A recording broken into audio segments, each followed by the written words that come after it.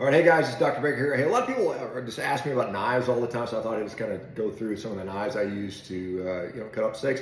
I prefer eating off the cutting board. It's just less mess, easier to clean up, less dishes. It protects the knives, and I like to keep the knives really sharp. So I'll just go through what I have here. And so this is one I've had for quite a while. This was just I think I call it a bullnose knife.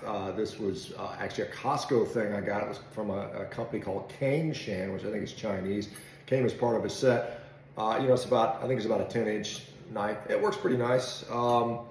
This here is a knife that comes from a company called Cold Steel, and this was the Cold Steel Espada XL. This is a very just nice. It's a foldable knife, very sharp, actually quite expensive as well, but it's quite a good knife.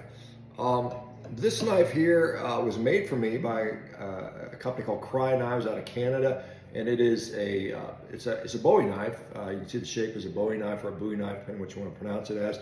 And it's made out of something called Damascus steel, so it has that swirled pattern, and it helps to keep a nice edge on that.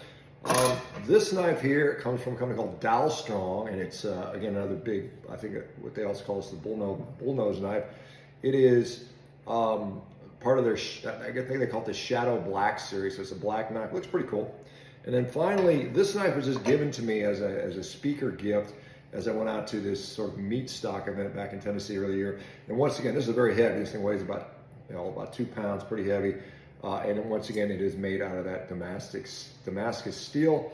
And the cutting board I use is something called Shejua hardwood, and this is an African wood. It's extremely hard. This cutting board probably itself weighs 10, 15 pounds, so it's very solid.